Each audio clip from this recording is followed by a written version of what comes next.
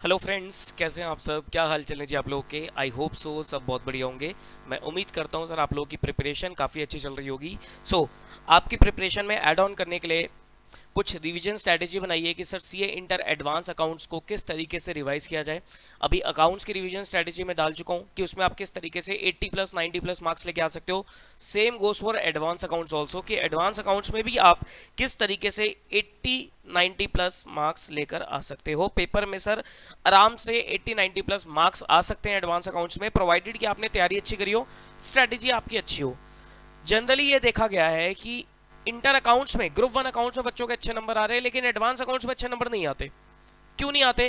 क्योंकि सर बच्चा group one accounts में जितनी मेहनत करता है उतनी एडवांस अकाउंट्स में नहीं करता। या तो वो थोड़ा सा ओवर कॉन्फिडेंट हो जाता है कि मुझे अकाउंट्स तो मुझसे हो जाएगा, अकाउंट्स मुझे आता है, और यही ओवर कॉन्फिडेंस की वजह से इस पेपर में बच्चा स्कोर नहीं कर पाता। और क्योंकि इस पेपर में बच्चा स्कोर नहीं कर पाता तो ग्रुप टू उसका अटक जाता है।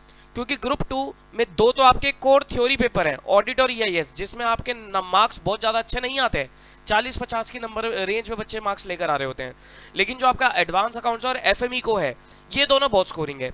इसमें से भी अगर आपके किसी सब्जेक्ट में अच्छे नंबर नहीं आएंगे तो सर ग्रुप टू में या तो एग्रीगेट में रह जाओगे या किसी पेपर में रह जाओगे। ठीक, तो आपको सर बहुत अच्छे से ग्रुप टू को भी इक्वली टाइम देना है, एडवांस अकाउंट्स को भी इक्वली टाइम देना है जितना आपने अकाउंटिंग को दिया था। हाँ, ये मानते हैं कि भाई एडवांस अकाउंट्स में सिलेबस कम है as compare to accounting. Advance accounts accounting के कंपैरिजन में इजी है, तो इसलिए इसमें इतनी ज्यादा दिक्कत परेशानी आती नहीं है। तो एडवांस अकाउंट्स का जो पेपर है वो सर स्टैंडर्ड बेस्ड ज्यादा है। एडवांस अकाउंट्स में आपके अकाउंटिंग स्टैंडर्ड की वेटेज अच्छी खासी है, और इसमें ना बड़े बड़े क्वेश्चंस आते हैं, क्योंकि इसमें बड़े बड़े चैप्टर हैं, अमेलगमेशन, कंसोलिडेशन, डिसोल्यूशन, इसमें पूरे पूरे 20-20 नंबर के क्वेश्चन आ जाते हैं। लेकिन ग्रुप वन अकाउंट्स में क्या आता है सर, वहां पर छोटे छोटे टॉपिक बहुत सारे हैं। यहाँ पर भी छोटे छोटे टॉपिक्स हैं लेकिन बहुत ज्यादा नहीं है। बट स्टिल हमारा शुरुआत करने का, रिवीजन को शुरुआत करने का तरीका ही वही सेम रहेगा जो मैंने आपको ग्रुप वन में बताया कि स्टार्ट विद स्मॉल टॉपिक्स, छोटे छोटे टॉपिक से शुरुआत करो। देखो जी, ये मैंने कुछ लिस्ट बनाई है तो आप इसको स्क्रीनशॉट वगैरह ले सकते हो। देखो क्या है ये। सबसे पहले आपको छोटे टॉपिक्स उठाने हैं, जैसे कि आपने ईसॉप्स उठा लिया। सबसे पहले ईसॉप्स पढ़ो। ईसॉप्स के बाद आप बायबैक एंड ईएसडीआर का टॉपिक करो।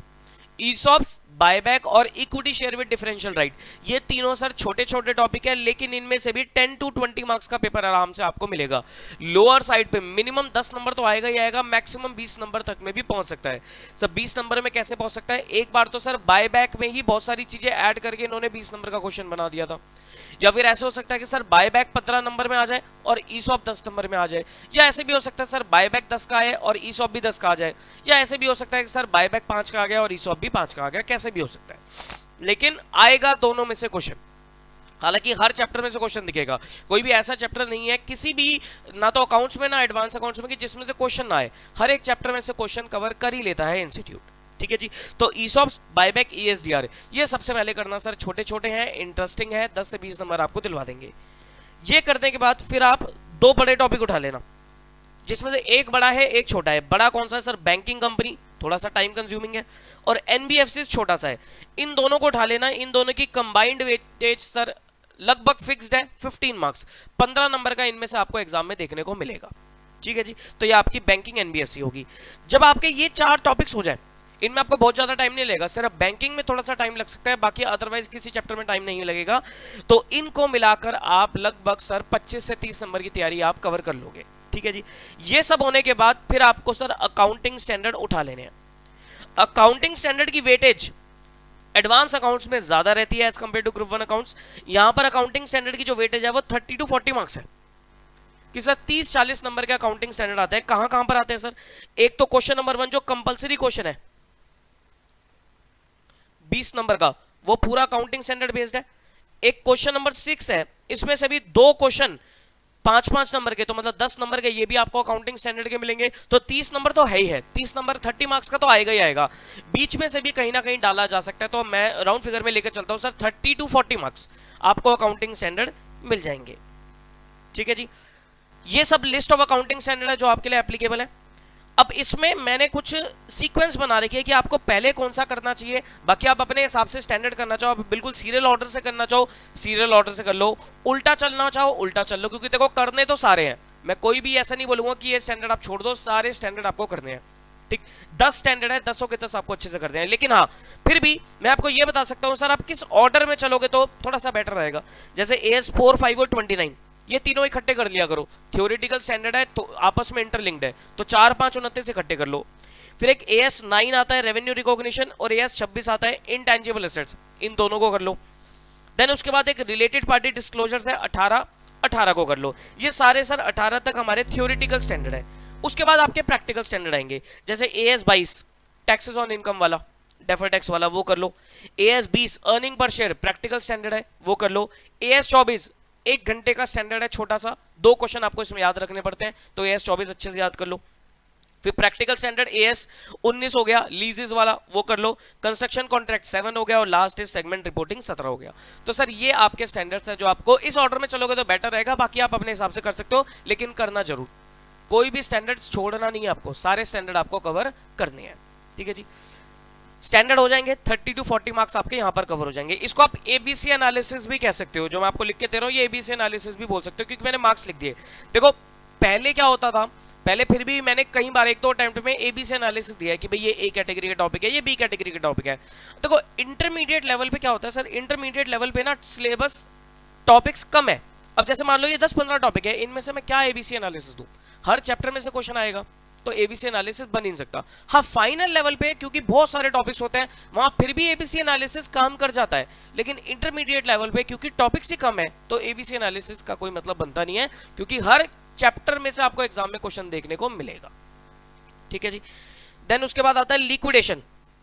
स्टैंडर्ड्स करने के बाद फिर आप 3 टॉपिक्स उठाओगे, जिसमें से 2 छोटे टॉपिक हैं, 1 बड़ा टॉपिक है। जैसे लिक्विडेशन और इंटरनल रिकंस्ट्रक्शन, ये छोटे छोटे हैं, और फिर साथ में अमालगमेशन उठा लेना, ये बड़ा है। इन तीनों की कंबाइंड वेटेज 20 से 25 नंबर है। बच्चा जनरली गलती क्या करता है, वो स्टार्ट करता है अमालगमेशन से, कंसोलिडेशन से, डिसोल्यूशन से, और इन बड़े बड़े टॉपिक से शुरुआत करने की वजह से वो छोटे छोटे टॉपिक्स पे आ ही नहीं पाता। तो आप लोगों को ये गलती बिल्कुल नहीं करनी है, आप लोगों को छोटे टॉपिक से बड़े टॉपिक पे आना है। ठीक है जी, तो लिक्विडेशन, इंटरनल और अमालगमेशन ये कर लो। उसके बाद फिर आप पार्टनरशिप और LLP उठा लेना। भाई पार्टनरशिप में भी आपके कई सारे टॉपिक है, जैसे आपका बेसिक्स ऑफ पार्टनरशिप हो गया, उसके बाद आपका Gardner versus Murray rule, insolvency of partner वाला केस हो गया, पीसमिल डिस्ट्रीब्यूशन हो गया, सेल और conversion of firm into company हो गया, अमालगमेशन ऑफ फर्म्स हो गया। तो छोटे छोटे कई सारे टॉपिक्स हैं, लेकिन ये पूरा आपके लिए सब पार्टनरशिप का क्वेश्चन एग्जाम में 20 नंबर में आता है, तो करके जाना। और एक LLP एक थ्योरी है सर, LLP की थ्योरी है, थोड़ी बहुत इसमें अमेंडमेंट्स भी है, तो उसको आप पढ़ लेना। थ्योरेटिकल अमेंडमेंट्स है, कुछ खास अमेंडमेंट नहीं है। तो 20 से 25 नंबर आप पार्टनरशिप और LLP कंबाइन करके भी एक्सपेक्ट कर सकते हो। और अंत में उठा लेना कंसोलिडेशन, जो कि 15 से 20 नंबर की वेटेज रखता है। कंसोलिडेशन थोड़ा सा बच्चों को टिपिकल लगता है।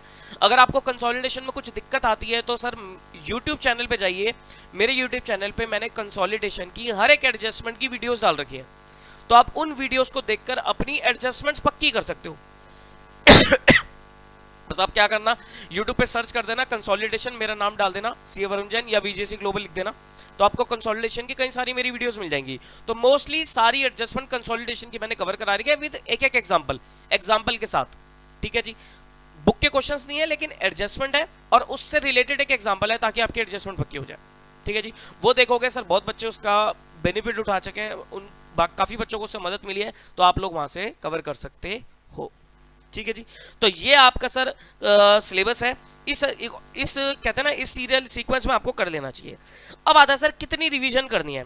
आज हम खड़े हैं लगभग 19 सितंबर के आसपास, हमारे पास टाइम है मोटा मोटा, आप कह सकते हो कि सर 40 डेज के आसपास का हमारे पास टाइम है, 40 डेज हमारे पास अवेलेबल है। अब 40 डेज में एडवांस अकाउंट्स को किस तरीके से रिवाइज करूं, मैं बात कर रहा हूं 40 डेज उनके लिए जिनके 1 तारीख से या 2 तारीख से जब भी आपके एग्जाम में शुरुआत हो जाएंगे, मतलब बोथ ग्रुप वाले बच्चे हो गए। जिनका सिर्फ ग्रुप 2 ही है तो उनके लिए सर और 8-10 दिन एक्स्ट्रा हो जाएंगे। तो मैं 40 डेज के हिसाब से ही पकड़ के चलता हूं कि 40 डेज का टाइम है। जिसका ग्रुप 2 है वो थोड़ा सा टाइम और एक्सटेंड अपना कर सकता है। देखो सर, चाहे कुछ भी हो जाए आपको सर मॉक टेस्ट जरूर देना है, कम से कम 2 मॉक टेस्ट दे देना, कम से कम 2 मॉक टेस्ट देना। सर मॉक टेस्ट कहां मिलेंगे, ICAI की वेबसाइट पे मॉक टेस्ट मिलता है, नहीं तो आप मेरी ऐप डाउनलोड कर लेना, वीडियो की डिस्क्रिप्शन में आपको ऐप का लिंक मिलेगा, नहीं तो आप मेरा टेलीग्राम चैनल ज्वाइन कर लेना, आपको उसमें टेस्ट मिलेंगे। तो वीडियो की डिस्क्रिप्शन में जो ऐप मिलेगी, आप ऐप में जाकर देख सकते हो कि टेस्ट सीरीज आपको वहां पर मिल जाएगी, नहीं तो टेलीग्राम में भी अपलोड कर दूंगा, तो टेलीग्राम भी आप ज्वाइन कर लेना, ठीक। लेकिन कम से कम 2 मॉक टेस्ट देने हैं। अगर आपके पास टाइम है तो आप चैप्टर मिक्स करके भी मैंने कुछ टेस्ट बना रखे हैं, वो भी आप दे सकते हो, ठीक है। वो सब ऐप पे आपको मिल जाएगा, फ्री है, उसमें कोई चार्ज वगैरह नहीं है, ठीक। तो मॉक टेस्ट आपको देने हैं। अब रिवीजन किस तरीके से करनी है, देखो कम से कम मैं कहता हूं सर 2 रिवीजन तो करो, 2 रिवीजन तो करो। 3 कर सकते हो वो आपके लिए बोनस है, लेकिन मिनिमम 2 रिवीजन करो, ठीक। पहली रिवीजन, फर्स्ट रिवीजन जो आपको देनी है वो आपको लगभग 10 डेज लगेंगे आपको, ये फर्स्ट रिवीजन होगी। सेकंड रिवीजन लगभग 7 डेज लगेंगे, और थर्ड रिवीजन लगभग 5 डेज लगेंगे, ठीक। ये सेकंड हो गई, ये थर्ड हो गई। अकॉर्डिंगली आप प्लान कर लेना, आप अपना थोड़ा शेड्यूल देख के प्लान कर लेना। मैं एक ऑन एन एवरेज बता रहा हूं कि इतना टाइम लग जाना चाहिए, कि 10 days first revision, 7 days second revision और 5 डेज थर्ड रिवीजन, ठीक। पहली रिवीजन में आपको क्या करना है सर, पहली रिवीजन में आपको कॉन्सेप्ट्स पढ़ने हैं, सारे कॉन्सेप्ट्स अच्छे से गो थ्रू करने हैं। कॉन्सेप्ट्स में कोई कमी मत छोड़ना, भले क्वेश्चन में कमी छूट जाए, लेकिन कॉन्सेप्चुअल क्लैरिटी मस्ट है। पेपर कॉन्सेप्चुअल आता है, अगर कॉन्सेप्ट आपके वीक है तो फंस जाओगे, तो कॉन्सेप्चुअल क्लैरिटी पे आपको पूरा पूरा ध्यान देना चाहिए। कॉन्सेप्ट्स हो गए, ICAI के स्टडी मैट के सारे क्वेश्चन देखने हैं पहली बारी में, ठीक। RTPs और पास्ट एग्जाम क्वेश्चंस कितने कितने देखे सर, ICAI की वेबसाइट पे जितने भी अवेलेबल है उतने देख लेना। मेरे ख्याल से 3-3 4-4 5-5 अवेलेबल होंगे, तो RTP और पास्ट एग्जाम क्वेश्चंस जितने ICAI की वेबसाइट पे अवेलेबल है सारे देख लेना पहली रिवीजन में सारा, ठीक। फिर क्या करना सर, आप इनमें से ना कुछ क्वेश्चन को स्टार मार्क कर लेना, स्टार मार्क कर लेना फॉर सेकंड रिवीजन। तो सेकंड रिवीजन में आपको क्या करना है, कॉन्सेप्ट्स, ठीक। और ये जो स्टार मार्क क्वेश्चन आपने करे हैं ICAI study mat RTP past exam question में से स्टार मार्क जो आपने कर लिए क्वेश्चंस, उनको आप देख सकते हो विद योर सेकंड रिवीजन। और थर्ड रिवीजन में क्या करोगे, थर्ड रिवीजन में फर्दर इनमें से कुछ क्वेश्चन स्टार मार्क कर लेना जो आपको बहुत ही बढ़िया लगते हैं। तो थर्ड रिवीजन में क्योंकि टाइम कम होगा, तो कॉन्सेप्ट्स और इन स्टार मार्क क्वेश्चन को देख लेना जो आपने सेकंड रिवीजन में से भी फिल्टर कर रहा है, ठीक। और प्लस थर्ड रिवीजन में आपको मॉक टेस्ट जरूर देने हैं, मॉक टेस्ट कम से कम 2 मॉक टेस्ट आपको देने हैं, ठीक। एग्जाम डे से पहले सर, एग्जाम डे से पहले मुझे क्या करना चाहिए, एग्जाम डे से पहले के लिए मैं आपके लिए अलग से एक वीडियो बनाऊंगा लास्ट मोमेंट टिप्स के नाम से, ठीक। लेकिन उससे पहले मैं आपको ना कुछ इंपॉर्टेंट क्वेश्चंस की लिस्ट दे दूंगा कि स्टडी मटेरियल के कौन कौन से क्वेश्चन इंपॉर्टेंट है जो आपको लास्ट मोमेंट पर देखने हैं, ठीक। तो वो लिस्ट आपको मिल जाएगी, वो मैं आपको दे दूंगा, तो वो आप टेलीग्राम से डाउनलोड कर लेना। लेकिन वो अभी नहीं दूंगा, अभी दूंगा तो आप उन्हीं क्वेश्चंस में लग जाओगे। अभी आपको सारी चीजें कवर करनी है, वो मैं आपको एग्जाम से बस हफ्ता 10 दिन पहले दूंगा। जब आपको टिप्स वाली वीडियो दूंगा ना, तो उसके साथ साथ आपको वो इंपॉर्टेंट क्वेश्चंस की लिस्ट मिलेगी। बट अगेन सर, वो मेरे हिसाब से है, मेरे लिए तो सारी चीजें इंपॉर्टेंट है, according to me everything is important. लेकिन फिर भी उन इंपॉर्टेंट क्वेश्चन से आपका थोड़ा सा टाइम बच सकता है, वो बढ़िया बढ़िया क्वेश्चन होंगे जो आपको ट्राई कर लेनी चाहिए, लेकिन वो सिर्फ स्टडी मैट के होंगे, ठीक है जी, ओके। तो ये सब चीजें सर आपको रिवीजन करनी है। आप 2 लिखी है मैंने, 2 की वजह से 3 अगर आप ट्राई करोगे तो 3 रिवीजन आप कर सकते हो। तो 3 रिवीजन आप प्लान करके चलो कि मेरे को एडवांस अकाउंट्स की 3 रिवीजन करनी है। डेज को आप थोड़ा, अगर आपको लगता है कि मैंने ज्यादा डेज लिख दिए हैं, जैसे 10 दिन आपको लगता है ज्यादा है, तो कम कर सकते हो, ठीक। मैंने दिन किस हिसाब से लिखे हैं, मैंने दिन लिखे हैं कि आप एक दिन में 8 आवर्स तो एडवांस अकाउंट्स पढ़ोगे और 4 आवर्स अदर सब्जेक्ट पढ़ोगे। मैंने इस हिसाब से लिखे हैं कि भाई जैसे आप रिवीजन कर रहे हो, ठीक, एडवांस अकाउंट्स आपने उठाया कि मेरे को अगले 10 दिन तक एडवांस अकाउंट्स करनी है, तो उसमें से 8 घंटा तो आप एडवांस अकाउंट्स करोगे और 4 घंटा आप अदर सब्जेक्ट करोगे। अगर आप पूरे 12 घंटे ही एडवांस अकाउंट्स करना चाहते हो तो आप 10 दिन को कम करके 7-8 दिन पर भी लेकर आ सकते हो, वो टोटली आपका कॉल है, ठीक। मैं अपना बता देता हूँ एक्सपीरियंस सर, मैं एक दिन में एक ही सब्जेक्ट पढ़ के थोड़ा पक जाता था, तो मैं क्या करता था, मैं एक एडिशनल सब्जेक्ट जरूर अपने पास रखता था, ठीक। तो आप भी अगर मिक्स करके करना है, लेकिन मिक्स में भी ऐसा ना हो सर दोनों सब्जेक्ट पैरेलली चला रहे हो, नहीं, एक सब्जेक्ट को आपको मेजर टाइम देना है और बाकी दूसरा सब्जेक्ट सिर्फ थोड़ा सा चेंज करने के लिए आपको रखना है, ताकि वो भी थोड़ा थोड़ा कवर होता रहे। फिर जैसे आपका एडवांस अकाउंट्स खत्म होगा तो वो जो आप एडिशनल सब्जेक्ट चला रहे थे उसको मेन बना देना, फिर कोई और एडिशनल उठा लेना। अकॉर्डिंगली करके आप थोड़ा स्मार्ट हो, आप थोड़ा अपनी प्लानिंग कर सकते हो, ठीक है जी।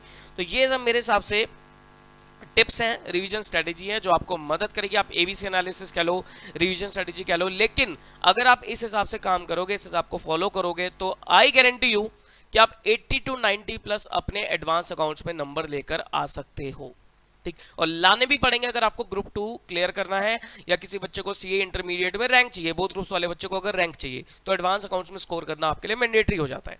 ठीक है जी, चलिए फिर ऑल द वेरी बेस्ट। कोई दिक्कत परेशानी आती है तो मेरा व्हाट्सएप नंबर आ रहा है स्क्रीन के ऊपर 9717175748, व्हाट्सएप ओनली, प्लीज व्हाट्सएप ही करना, कॉल मत करना, कॉल में अननोन नंबर नहीं पिक करता, सिर्फ व्हाट्सएप करके अगर आपको कोई डाउट परेशानी कोई दिक्कत आती है तो आप मुझसे पूछ सकते हो। ठीक है जी, चलिए फिर all the very best to you, take care of your self, bye bye.